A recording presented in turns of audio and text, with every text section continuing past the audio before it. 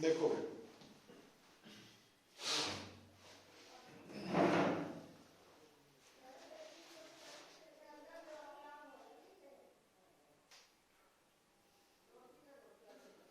तो कल अपना unit number 10 oscillatory motion and wave motion start किया सी और उहदे च सब तो पहला टॉपिक जिहड़ा आपां शुरू किया सी पीरियोडिक मोशन कि कोई भी मोशन जो अपने आप को रिपीट करता वा after regular fix time interval उन्होंने असीं पीरियोडिक मोशन कहते हैं। हुण जो ऑसिलेटरी मोशन है पीरियोडिक मोशन की ही एक टाइप है, मतलब जिन्ने भी ऑसिलेटरी मोशंस है वो सारे पीरियोडिक मोशंस होंगे, पर जिन्ने पीरियोडिक मोशंस है जरूरी नहीं हो ऑसिलेटरी भी हो।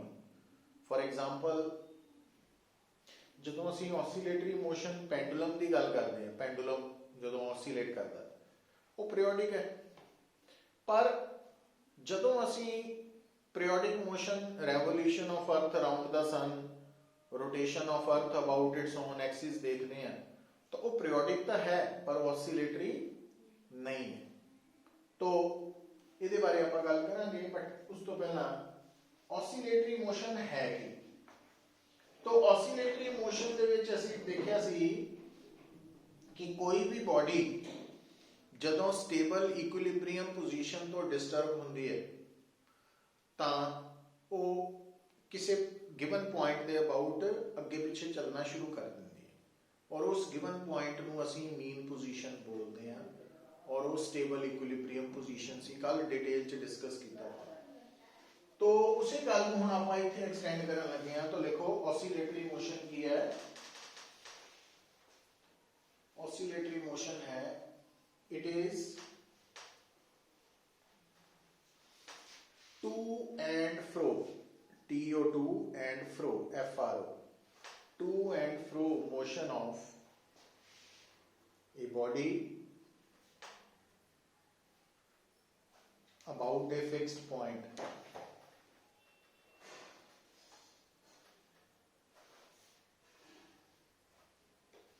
and this fixed point is called mean position.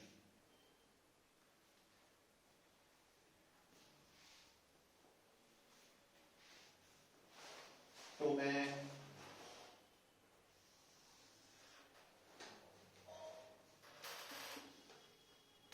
mean position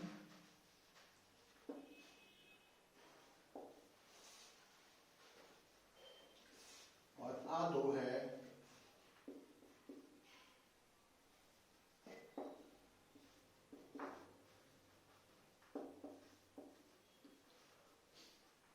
extreme position.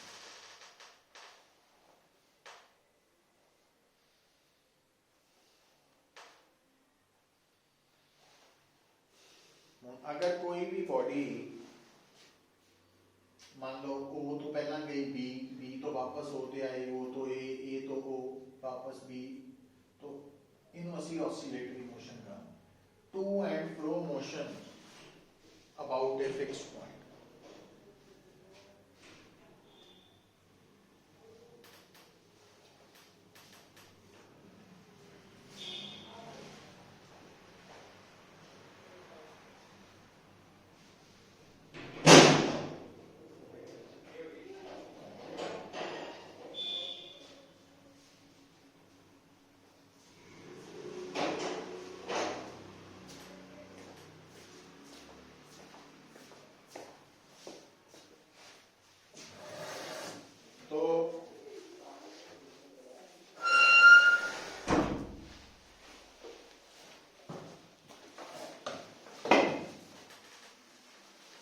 हुण देखो कल भी गल डिस्कस हुई सी कि अगर ऑसिलेट करती हुई बॉडी अलग अलग समय के अलग अलग जगह तो होके जाती है, तो मान लो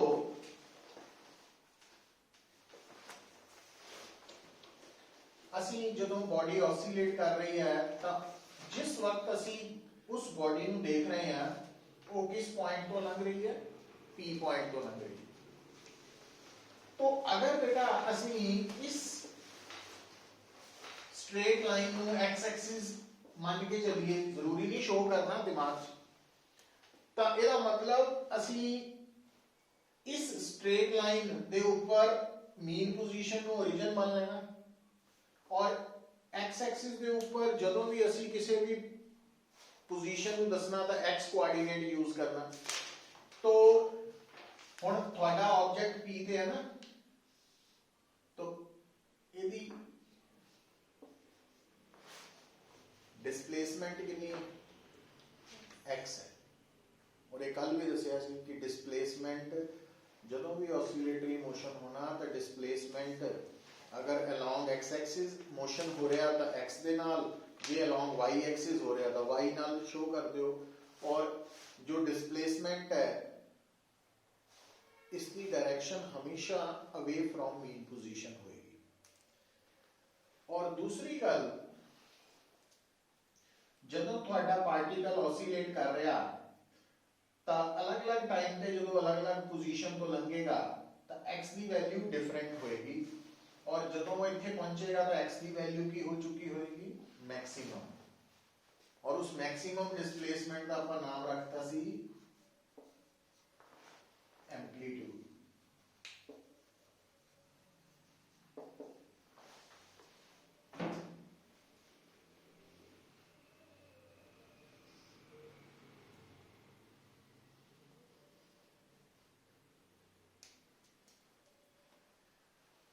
सर इससे पहले लिखवाया था कुछ? Oscillatory motion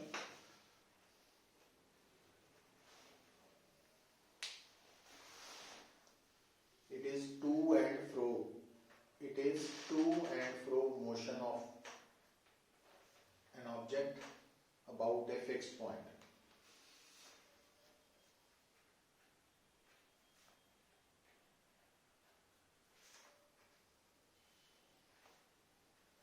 This fixed point is called mean position।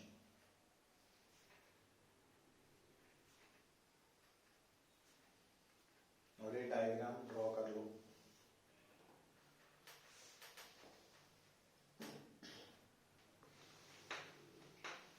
इस डायग्राम च x की है,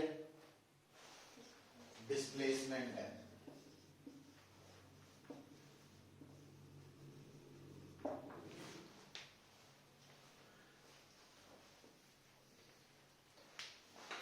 और वैसे तो किसी ने डायरेक्टली नहीं पूछना, बट माइंड च रखो कि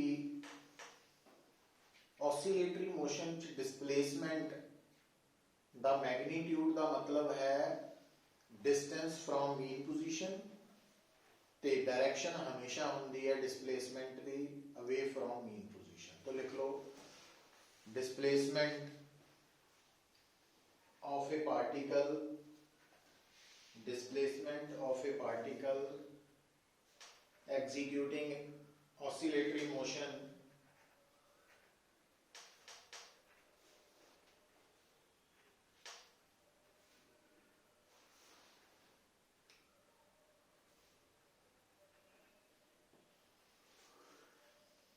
तो अंडरलाइन कर लो, हेडिंग बना लो ना। तो लिख लो it is a vector quantity,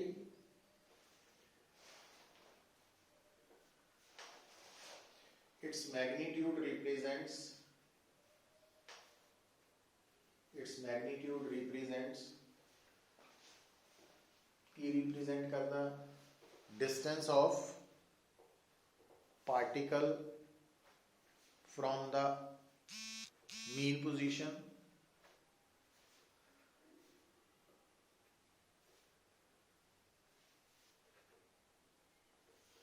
and its direction is always away from mean position। mean position। अच्छा, हुन बेटा अगली लाइन लिखो,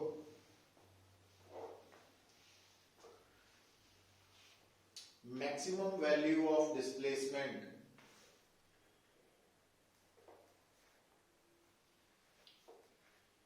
is called amplitude.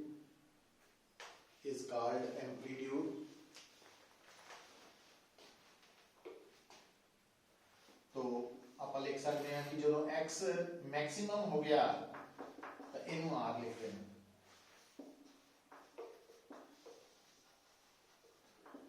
और एक गल याद रख लो, कल भी आप की सी कि अगर थोड़ा पार्टिकल ऑसिलेट कर रहा और वो मीन पोजीशन पे है तो x 0 लेना, और अगर एक्सट्रीम पोजीशन पे है तो x r लेना, है ना। तो ये ध्यान च रख लेनी। हुण लिखो टाइम पीरियड।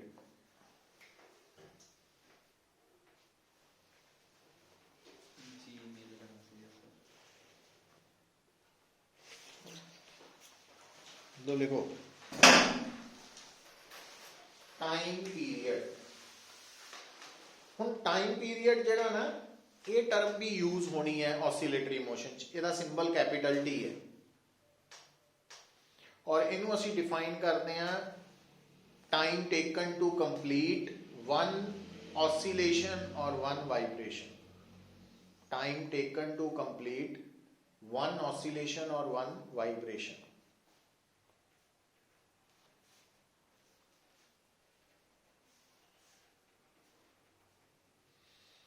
हुण देखो पुत्र, हुण इत्थों एक गल निकल के आनी है जिहड़ी कि आपां नूं याद रखनी चाहिए। वो की है? हुण देखो कि जिस तरह मान लो पार्टिकल ऑसिलेट कर रहा और असी देखिया कि वो मीन पोजीशन तो एक्सट्रीम वाल जा रहा और फिर उतो वापस मीन वाल आ गया और फिर वो मीन तो लेफ्ट एक्सट्रीम वाल चला गया और फिर वापस मीन पे आ गया।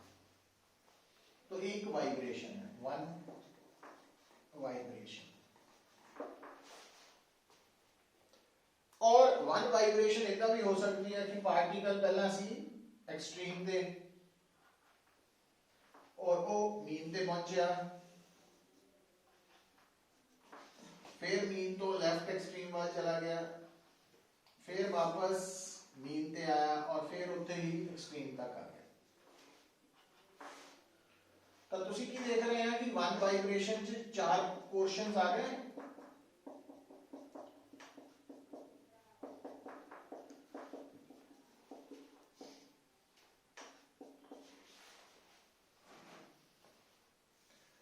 तो ये चार पोर्शंस नु कवर करने लिए जितना टाइम लगा दैट इज टाइम पीरियड,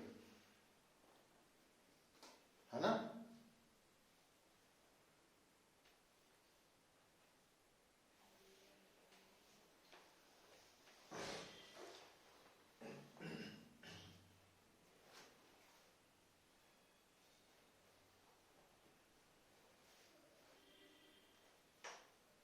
ठीक है। अच्छा हम एक और इंटरेस्टिंग और इंपॉर्टेंट इंफॉर्मेशन साडे सामने की आई पुत्र, क्योंकि ये चार पोर्शंस को मिलके लगने वाला टाइम है कैपिटल टी। इसका मतलब मीन तो एक्सट्रीम वाला टाइम की है,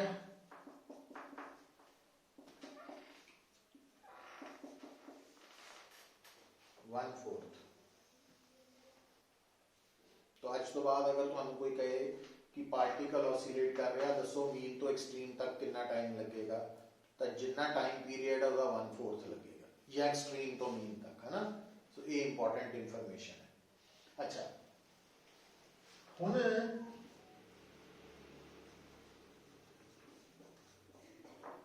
ऑसिलेटरी मोशन च असीं एक टर्म होर यूज करते हैं, केड़ी? फ्रीक्वेंसी। तो frequency is equal to number of vibrations completed in 1 second. Number of vibrations completed in 1 second. एक सेकेंड कितनी वाइब्रेशंस हो रही हैं, कितनी ऑसिलेशंस हो रही हैं। और frequency reciprocal of time period ਹੁੰਦਾ ਹੈ। ਮਤਲਬ ਟਾਈਮ ਪੀਰੀਅਡ ਤੋਂ ਫ੍ਰੀਕੁਐਂਸੀ, ਫ੍ਰੀਕੁਐਂਸੀ ਤੋਂ ਟਾਈਮ ਪੀਰੀਅਡ ਨਿਕਲ ਸਕਦੇ। ਔਰ ਇੱਥੇ ਬੇਟਾ ਅਸੀਂ ਇੱਕ ਹੋਰ ਟਰਮ ਯਾਦ ਰੱਖਣੀ ਹੈ, ਉਹ ਹੈ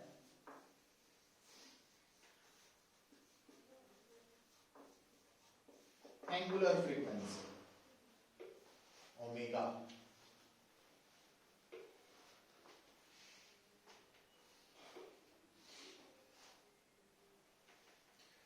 ਜਦੋਂ ਤੱਕ ਤੁਸੀਂ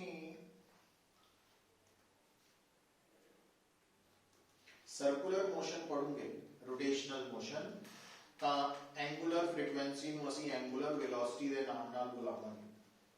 ਪਰ ਜਿੱਦਾਂ ਹੀ ਅਸੀਂ SHM ਪੜਾਂਗੇ ऑसिलेटरी मोशन, तो इन्हें एंगुलर फ्रीक्वेंसी कह देंगे। और एंगुलर फ्रीक्वेंसी ओमेगा ਨੂੰ ਅਸੀਂ 2 ਪਾਈ ਨਿਊ ਜਾਂ 2 ਪਾਈ ਬਾਈ ਟਾਈਮ ਪੀਰੀਅਡ ਤੋਂ ਕੱਢ ਸਕਦੇ। ਮਤਲਬ ਇਹ ਉਹ ਫਾਰਮੂਲਾਜ਼ ਹੈ ਜਿਨ੍ਹਾਂ ਚੋਂ ਇੱਕ ਵੀ ਪਤਾ ਤਾਂ ਬਾਕੀ ਦੋ ਨਿਕਲ ਸਕਦੇ ਹੈ ਨਾ, ਇੰਪੋਰਟੈਂਟ ਰਿਲੇਸ਼ਨਸ ਹੈ।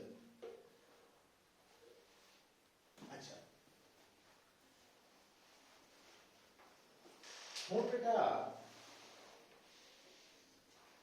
ਇਹਦੇ 'ਚ ਇੱਕ ਗੱਲ ਹੋਰ ਜਿਹੜੀ ਇੰਟਰਸਟਿੰਗ ਹੈ, ਆਪਾਂ ਇਹਨੂੰ ਨੂਮੈਰੀਕਲ ਫਾਰਮ 'ਚ ਲਿਖ ਲੈਂਦੇ ਹਾਂ। ਲਿਖ ਲਓ ਨੂਮੈਰੀਕਲ ਫਾਰਮ, ਨੂਮੈਰੀਕਲ ਲਿਖ ਲਓ ਕਿ particle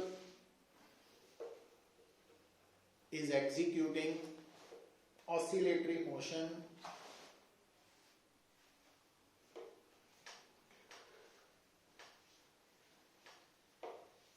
of amplitude small r and time period capital T.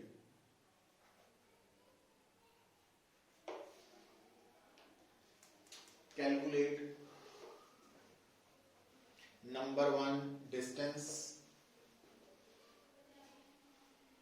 number 2 displacement,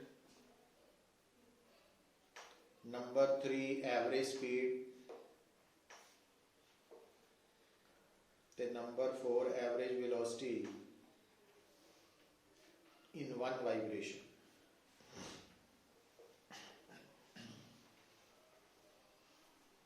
One vibration. ਤੁਹਾਡੇ ਸਾਹਮਣੇ ਡਾਇਗਰਾਮ ਬਣੀ ਹੈ। डिस्टेंस ਹੁੰਦਾ ਰਸਤੇ ਦੀ ਲੰਬਾਈ। ਹੁਣ ਦੇਖੋ ਆ वन वाइब्रेशन ही है, अभी वन वाइब्रेशन ही है। मीन तो एक्सट्रीम तक की लंबाई r है, एक्सट्रीम तो मीन भी r r r 4 बारी r है, इसका मतलब डिस्टेंस कवर्ड कितना हो गया 4r।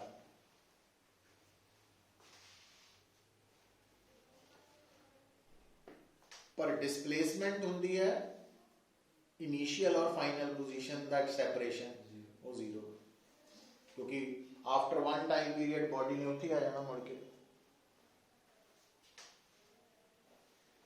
तीसरा एवरेज स्पीड की होती है distance covered over time taken,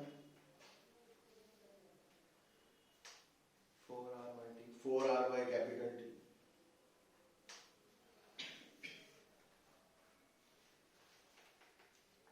average speed कटी, एवरेज वेलोसिटी जीरो हो गई क्योंकि वो डिस्प्लेसमेंट ओवर टाइम टेकन। तो एवरेज वेलोसिटी होती है displacement over time taken, displacement one vibration की जीरो है तो जीरो हो गया। चलो हुण भी अगली गल, वैसे तो कल आप डिस्कस कर लिया सीगा, बट अज लिखना वा कि ਜਿਹੜਾ ऑसिलेटरी मोशन है ਇਹਦਾ ਕਾਰਨ ਕੀ ਹੈ ਪੈਦਾ ਹੁੰਦਾ, ਕਦੋਂ ਕਿਹੜੀ ਸਿਚੁਏਸ਼ਨ 'ਚ ਸਟਾਰਟ ਹੁੰਦਾ। तो ਉਹਦਾ ਜਵਾਬ ਹੈ ਕਿ ਕੱਲ ਆਪਾਂ ਗੱਲ ਸਮਝੀ ਸੀਗੀ, ਜਦੋਂ ਵੀ ਕੋਈ ਬੋਡੀ, ਕੋਈ ਆਬਜੈਕਟ, ਕੋਈ ਪਾਰਟੀਕਲ ਸਟੇਬਲ ਇਕੁਇਲਿਬ੍ਰੀਅਮ 'ਚ ਹੈ ਤਾਂ ਉਹਨੂੰ ਜਿੱਦਾਂ ਹੀ ਆਪਾਂ ਸਟੇਬਲ ਇਕੁਇਲਿਬ੍ਰੀਅਮ ਪੋਜੀਸ਼ਨ ਤੋਂ ਡਿਸਟਰਬ ਕਰਾਂਗੇ ਤਾਂ ਇਲਾਸਟਿਸਿਟੀ ਕਾਰਨ ਉਹਦੇ ਤੇ ਇੱਕ ਰੀਸਟੋਰਿੰਗ ਫੋਰਸ ਲੱਗੇਗੀ और वो फोर्स उन्हें वापस मीन पोजीशन वाल लेके आएगी। और ये गल दसी सी कि मीन पोजीशन बोल लो, स्टेबल इक्विलिब्रियम पोजीशन इको चीज। तो हुण इस गल को लिखना कितना वा, तो हेडिंग बनाओ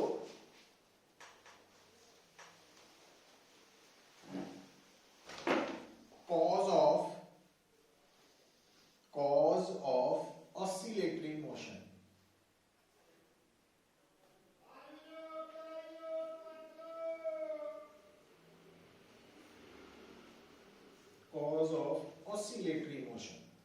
ऑसिलेटरी मोशन का कारण ਹੁਣ ਇਹਨੂੰ ਐਕਸਪਲੇਨ ਕਰ ਦਿੰਦੇ ਆ ਆਪਾਂ ਵੀ ਕੀ ਕਾਰਨ ਸੀਗਾ ਲਿਖੋ when a particle at stable equilibrium position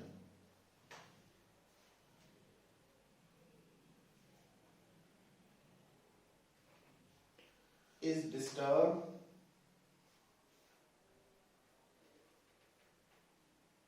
comma due to elasticity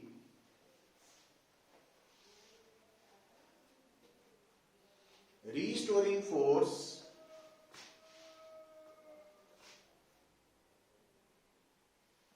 acts on it.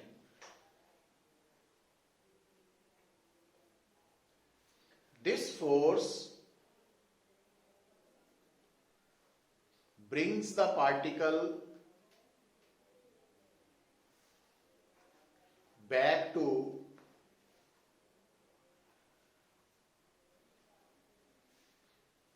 stable equilibrium position.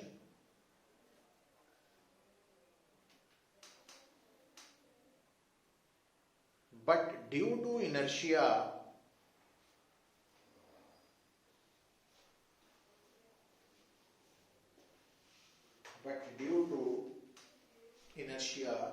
this particle overshoots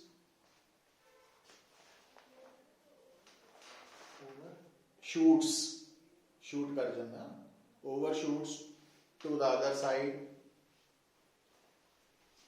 and in this way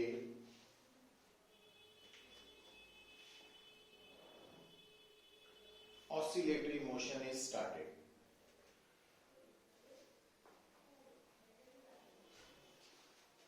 In oscillatory motion,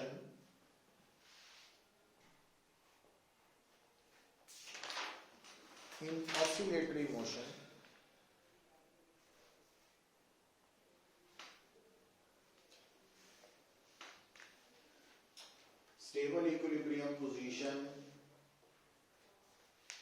is called mean position.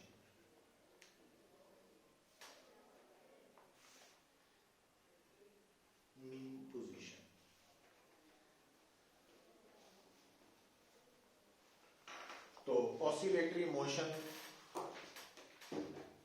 ਦੇ ਬਾਰੇ ਜਦੋਂ ਸਾਨੂੰ ਥੋੜਾ idea ਹੋ ਗਿਆ ਤਾਂ ਅਸੀਂ ਕੀ ਦੇਖਦੇ ਹਾਂ तो अगली लाइन च लिखो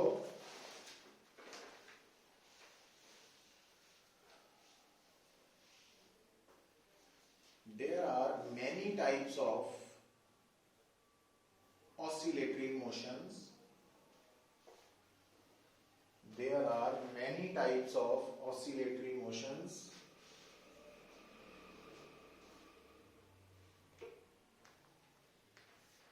But the simplest oscillatory motion is called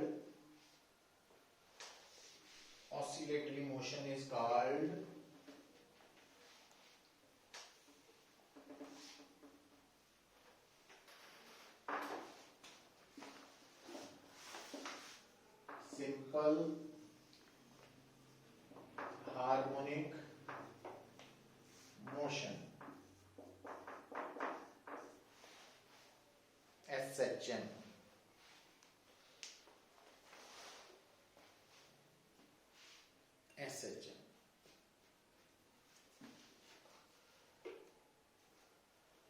देखो बेटा ਹੁਣ cause of oscillatory motion ਨੂੰ ਡਿਸਕਸ ਜਦੋਂ ਆਪਾਂ ਕਰ ਰਹੇ ਸੀ ਤਾਂ ਆਪਾਂ ਕੀ ਦੇਖਿਆ ਕਿ ਜਦੋਂ ਵੀ ਕੋਈ oscillating body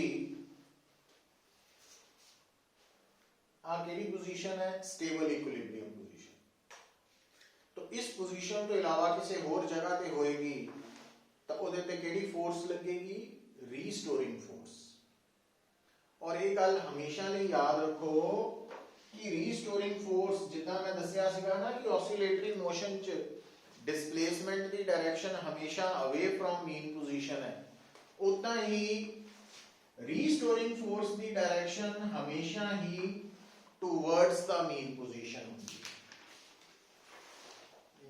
डायग्राम बनाई सी ਉਹਦੇ ਚ शो कर दो। तो F रीस्टोरिंग फोर्स है।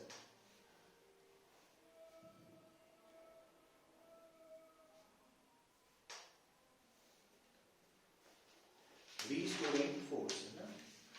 हुण इत्थों एक गल तां पक्की हो गई कि रीस्टोरिंग फोर्स ते डिस्प्लेसमेंट हमेशा ऑपोजिट है एक दूसरे के, क्योंकि एक हमेशा अवे फ्रॉम मीन पोजीशन है, दूसरा हमेशा away towards the mean position, तो इस करके हमेशा ऑपोजिट।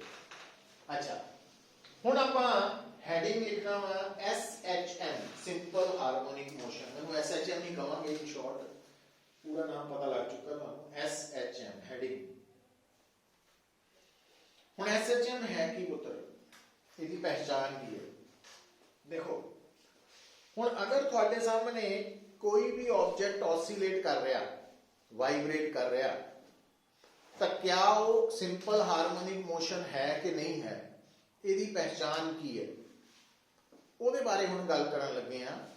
तो देखो लिखो इन SHM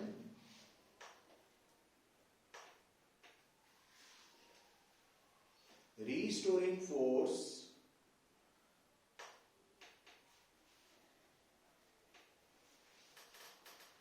is always directed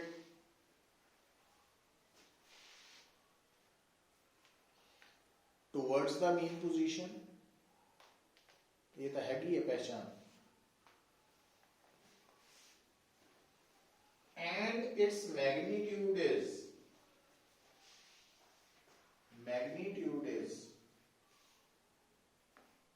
directly proportional to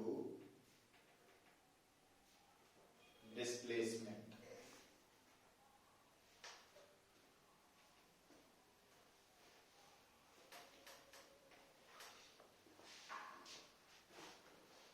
मतलब आ वाली डायग्राम दोबारा ड्रॉ कर लो इस इसके अंदर। तो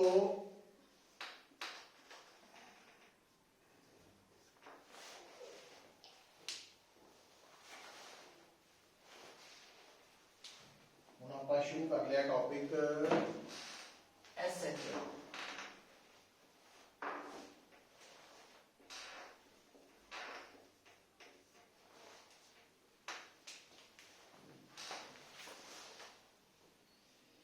दोबारा डायग्राम बनाओ, फिर आपको एक्सप्लेन कर दें।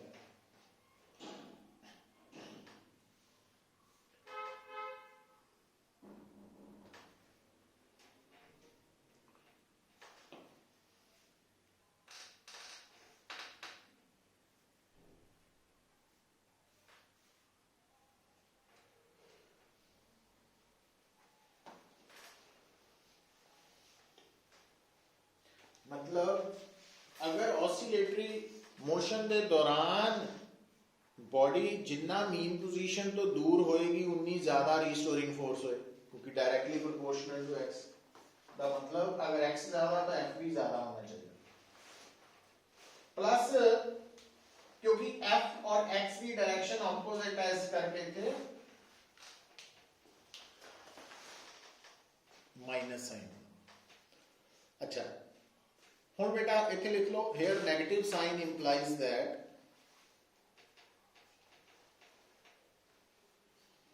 नेगेटिव साइन का मतलब है f is always opposite to x। f और x हमेशा ऑपोजिट है SHM। हुण भी जेड़ा प्रोपोर्शनैलिटी साइन हुंदा इनू हटा के आपां जदों कांस्टेंट ऑफ प्रोपोर्शनैलिटी लिखिया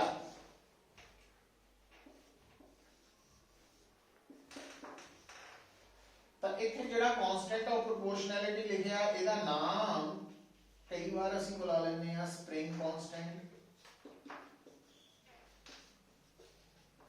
फोर्स कांस्टेंट,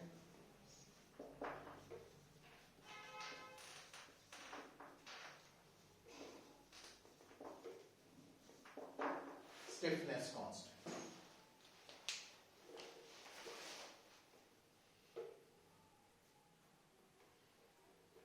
ये बुला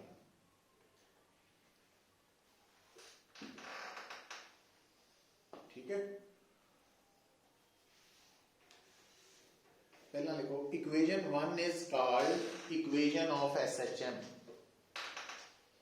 जे तुहानू कोई पेपर च कहे ना इक्वेशन ऑफ एसएचएम लिखो तो F is equal to minus KX, K spring force या स्टिफनेस कांस्टेंट है, F रीस्टोरिंग फोर्स है, X डिस्प्लेसमेंट। और अगर मान लो न्यूमेरिकल दे विच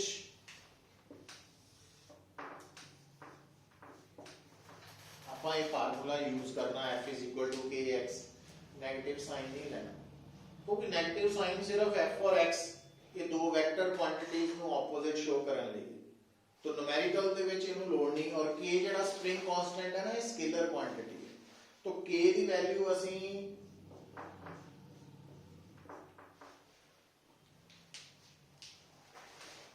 मतलब भी ਅਸੀਂ ਸਿਰਫ F और X ਦਾ मैग्नीट्यूड लेना, साइन नेगेटिव नहीं कंसीडर करना K लेने के। और इतों साफ पता लगन दिया ਤੁਹਾਨੂੰ कि K ਜਿਹੜਾ स्प्रिंग कांस्टेंट या फोर्स कांस्टेंट या स्प्रिंग कांस्टेंट है, स्टिफनेस कांस्टेंट है, ਇਹਦਾ SI यूनिट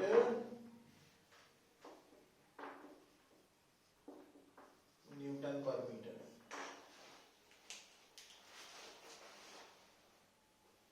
है ना। अच्छा इथों एक होर गल सुनो, क्योंकि सिंपल हार्मोनिक मोशन दे विच restoring force directly proportional to X है, तो अगर मैंने कोई कहे कि आपां सिंपल हार्मोनिक मोशन च ग्राफ बनाना कादे विच F और X तो दो वेरिएबल्स का ग्राफ उन्होंने रिलेशन पे डिपेंड करता है, स्ट्रेट लाइन आना, क्योंकि F directly proportional to X है। पर अगली गल सुनो, क्योंकि जे आप प्रॉपर फार्मूला यूज करिए तो X की वैल्यू अगर पॉजिटिव है तो F नेगेटिव होएगा, और अगर X नेगेटिव है तो F, तो इस करके ग्राफ सेकंड ते फोर्थ क्वाड्रेंट च होना स्ट्रेट लाइन, ठीक है, क्योंकि F और X नेगेटिव साइन नाल जुड़े हुए हैं ना,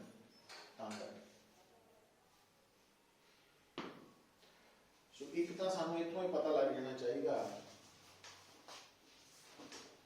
कि अगर मेरे सामने कोई particle simple harmonic motion execute कर रहा तो उसका एफएक्स ग्राफ कितना होएगा, ड्रॉ करना भी आ सकता ते MCQ च 4 ऑप्शन चो लभना भी आ सकता, भी टिक करके दसो। अगली गल, अगर पुत्र आपां एफएक्स ग्राफ फॉर SHM के विच नोट करिए कि ये ग्राफ इंक्लाइंड स्ट्रेट लाइन है, ये एक्स एक्सिस नाल एंगल बना रहा है थीटा, तो अगर असी इस एंगल की गल करिए, हम देखो इतों कुछ गल्लां निकल के आनी, मैं की करन लगा इस ग्राफ के ऊपर एक पॉइंट मार्क कर लिया ए, हुण इस ए पॉइंट के कॉरस्पॉन्डिंग मैनू F की वैल्यू पता लग जाएगी, इस तरफ नेगेटिव होएगी है ना, और इधर मैनू पॉजिटिव X की वैल्यू पता लग जाएगी, और अगर मैं आ पॉइंट का नाम रखना B, O A B, ये राइट एंगल ट्राइंगल है, in right angle triangle OBA, OBA right angle triangle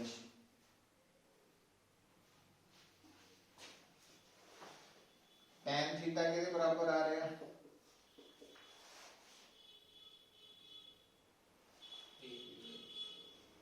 perpendicular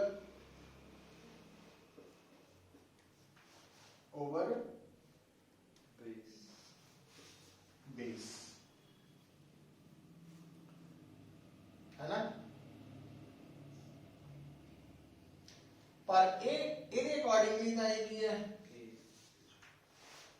k है। और जब कि अगर ਤੁਹਾਡੇ ਸਾਹਮਣੇ स्ट्रेट लाइन हॉरिजॉन्टल लाइन ਨਾਲ एंगल बनाए थीटा ਦਾ tan थीटा ਦਾ स्लोप नहीं ਹੁੰਦੀ is equal to slope of fx graph। ਇਹਦਾ ਮਤਲਬ ਕੀ ਨਿਕਲਿਆ ਪੁੱਤਰ ਕੱਲ ਨੂੰ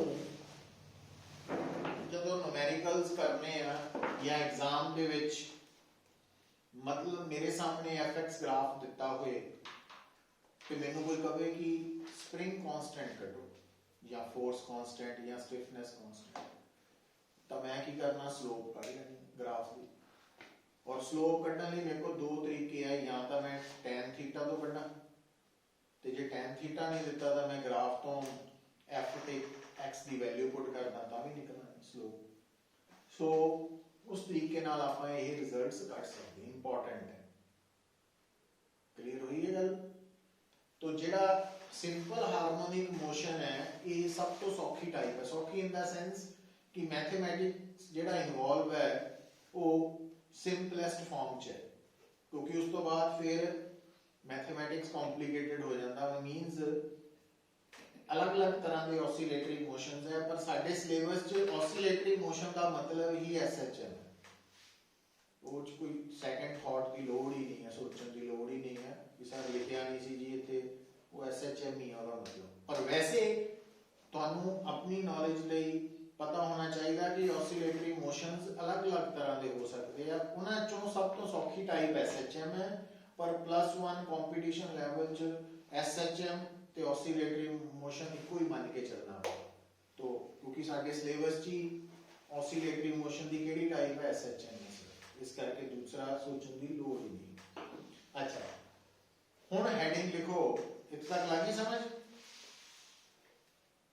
हुण इत्थे मतलब तुहानू इस टॉपिक च की आ सकदा, हुण कल तो लगे हैं जेड़ा एग्जाम च लिखना आ सकदा, एक तां आ सकदा what is SHM, right it's equation, या फिर ग्राफ बना के fx का वो तो कह सकते हैं k की वैल्यू निकालो। तो ये गल्लां पूछियां जा सकदी। हुण लिखो heading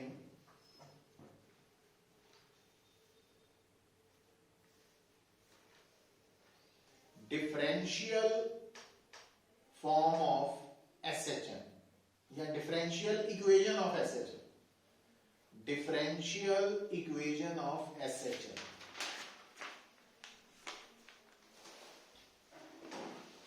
differential equation of SHM। देखो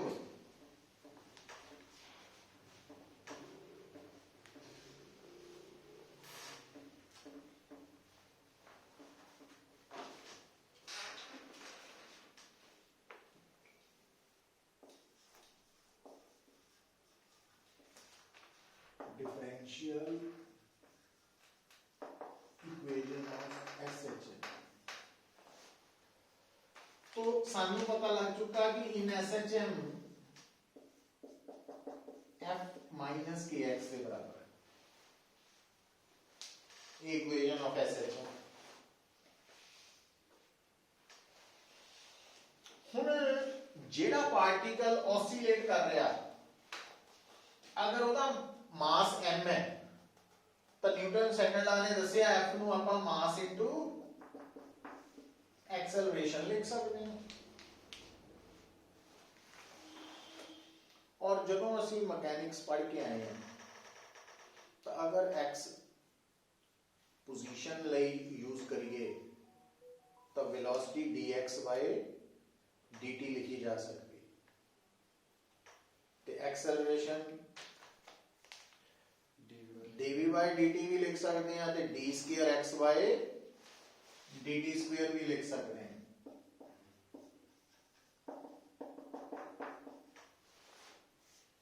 मतलब आप एक्सेलरेशन नु डबल डिफरेंशियल वाला केस ले रहे हैं तो d2x/dt²।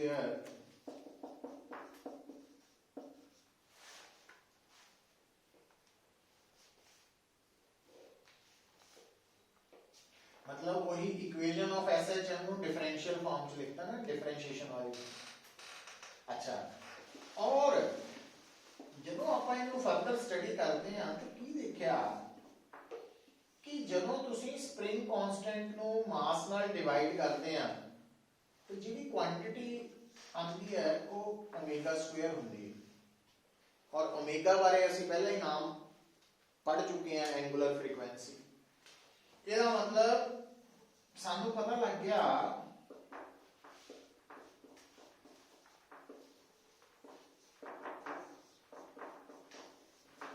बड़ा काम का फार्मूला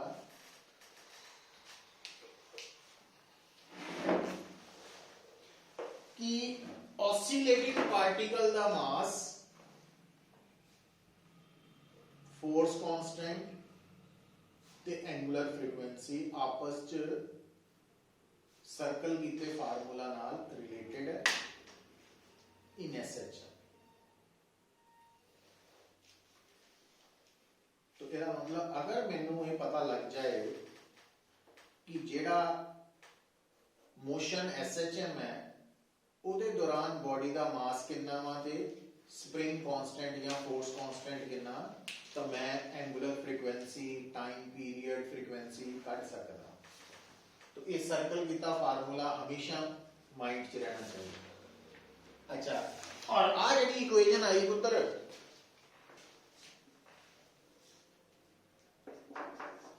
ਇਹਨੂੰ ਤੁਸੀਂ ਇਹਨੂੰ ਇਦਾਂ ਵੀ ਲਿਖ ਸਕਦੇ, ਇਦਾਂ ਵੀ ਰਹਿਣ ਦੇ ਸਕਦੇ ਆ ਤੇ ਇਦਾਂ ਵੀ ਲਿਖ ਸਕਦੇ ਆ।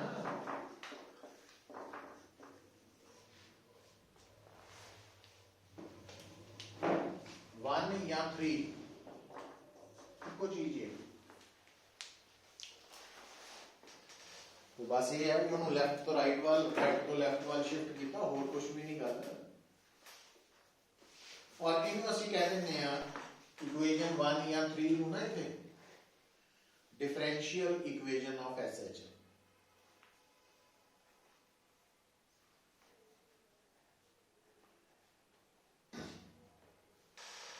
और ये बड़े काम की इक्वेशन है। काम किस तरह देखो, मान लो मैनू न्यूमेरिकल च किया जाता एक पार्टिकल है,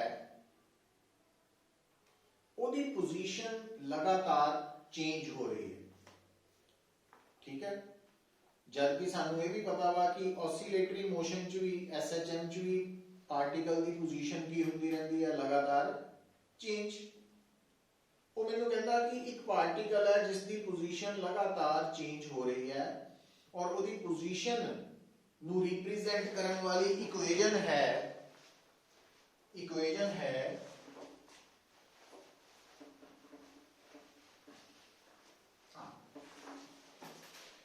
पार्टिकल मोशन च है और उसकी पोजीशन असी आ फार्मूले नाल दस रहे हैं।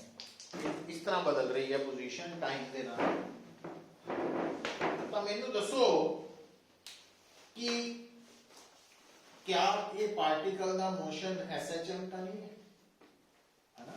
एक इक्वेशन मैनू दे, हुण गल सुनी जाओ। हुण इदा कई बार तुहाडे सामने होना भाई कुछ इक्वेशंस दे के उन्हें कहना दसो इन्हां चों किहड़ी एसएचएम वाली है किहड़ी नहीं है। तो घबराने की नहीं लोड़, की करना तुसीं भाई जेहड़ी इक्वेशन गिवन इक्वेशन इस इक्वेशन को सैटिस्फाई करेगी। सैटिस्फाई करने का मतलब की है कि अगर मैं ਇਹਦਾ ਕੀ मतलब है कि ਜਿਹੜੀ ਮੈਨੂੰ x ਦੀ ਇਕੁਏਸ਼ਨ ਦਿੱਤੀ ਹੈ ਉਹਨੂੰ ਦੋ ਵਾਰੀ ਟਾਈਮ ਨਾਲ ਕੀ ਕਰਾਂ, मतलब ਆ ਇਕੁਏਸ਼ਨ ਨੂੰ ਆਪਾਂ ਇਦਾਂ ਵੀ ਲਿਖ ਸਕਦੇ ਹਾਂ।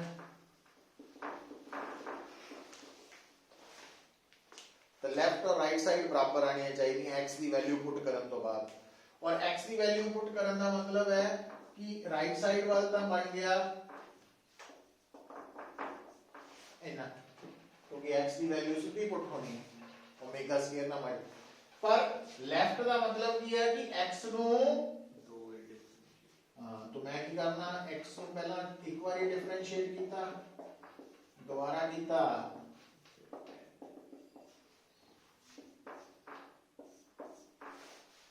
लेफ्ट और राइट बराबर थोड़ी है इसका मतलब की हो गया ए वाली इक्वेशन SHM नहीं है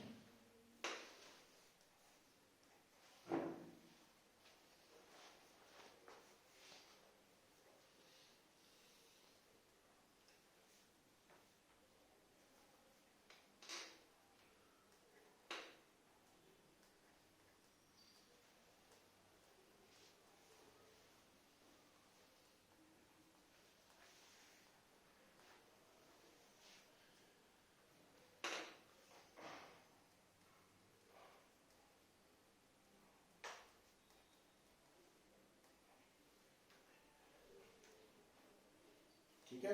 अच्छा हुण आपां हौली हौली उस गल वाल अगे जा रहे हैं। देखो हुण थोड़ा जिहा लॉजिकली सोच के देखिए कि जिहड़ा पार्टिकल ऑसीलेट कर रहा ਉਹਦੀ पोजीशन टाइम ਦੇ ਨਾਲ बदल ਤਾਂ रही है पर इदां नहीं बदल रही कि वो लगातार ही वधी जा रही है। वो एक स्टेज तक ਵਧੇਗੀ फिर घटेगी फिर उल्ट पासे ਵਧੇਗੀ घटेगी। ਹੁਣ ਥੋੜਾ ਜਿਹਾ ਜੇ ਦਿਮਾਗ ਤੇ ਜ਼ੋਰ ਪਾਈਏ ਤਾਂ 9th 10th ਦੇ ਵਿੱਚ ਤੁਹਾਨੂੰ ਨਾ ਗ੍ਰਾਫ ਪੜਾਏ ਜਾਂਦੇ ਆ ਸਾਈਨ ਕੋਸਾਈਨ ਵਾਲੇ। ਜੇ ਨਹੀਂ ਵੀ ਪੜਾਏ ਗਏ ਤਾਂ ਆਪਾਂ ਹੁਣ ਇੱਥੇ ਅੱਜ याद रख सकते हैं कोशिश कर सकते हैं कि अगर मान लो पुत्र थानू कोई कहे थीटा और साइन थीटा का ग्राफ बनाओ तो पहला की करना तुसी थीटा लिया 0 डिग्री और थीटा 0 डिग्री के कॉरस्पॉन्डिंग साइन 0 डिग्री हो गया 0। फिर मान लो थीटा ले लिया 30 डिग्री साइन 30 डिग्री के कॉरस्पॉन्डिंग वैल्यू ले ली sine 45 degree and so on. और उस तो बाद जो ही ग्राफ बनावांगे तो ये ग्राफ कुछ इस तरह का बनेगा। हुण इस ग्राफ च की हो रहा पहला वैल्यू वधी फिर घटी फिर उल्ट पासे वधी फिर घटी और ये जिहड़े साइन ग्राफ है कोसाइन ग्राफ है ये इको जिहा ही है। फेस डिफरेंस थोड़ा फर्क है बट है इको तरह की शेप। तो इन्हां नूं असीं कहते हैं हार्मोनिक फंक्शंस। मैथ पढ़िया होवे ना हार्मोनिक फंक्शंस। और सब तो सौखे जिहड़े हार्मोनिक फंक्शंस है वो साइन कोसाइन ही है। बाद चों तो फिर कॉम्बीनेशन आ जाते हैं साइन स्केयर थीटा है ना उन्होंने आप लिखते नहीं है 1 माइनस cos 2 थीटा बाय 2 इतना करके वो फिर बड़े होने शुरू हो गए। तो हुण पुत्र क्योंकि ये जिहड़ा साइन कर्व है कोसाइन भी इहदे वर्गा ही है थोड़ा फर्क है बट शेप यही है सिर्फ डिस्प्लेसमेंट ही फर्क है। वो की है उन्हें इतना शुरू है ना और की फर्क हो। तो हुण ये जिहड़ा ग्राफ है इहदे विच जदों तुसीं सुनो लिख के ड्रा नहीं करन दी लोड़। तो ये जिहड़े ग्राफ्स है इन्हां दे विच जिहड़ी वैल्यू जा रही है चेंज हो रही है साइन दी वैल्यू वो वध के घटी 0 हुई उल्ट पासे वध गई फिर घट गई। ये उदां दी है जिद्दां ऑसिलेटरी मोशन च x दी वैल्यू बदल रही है। इहदा मतलब असीं x नूं अगर आपां ऑसिलेटरी मोशन च पार्टिकल दी पोजीशन x दस्सण लई इक्वेशन बनानी है तो उस इक्वेशन च साइन कोसाइन होना चाहिए। ठीक है तो इसका मतलब आप गल करांगे अज इत्थे रुक रहे हैं कि जिहड़ा साइन थीटा वा x की वैल्यू इहदे ते डिपेंड करनी चाहिए।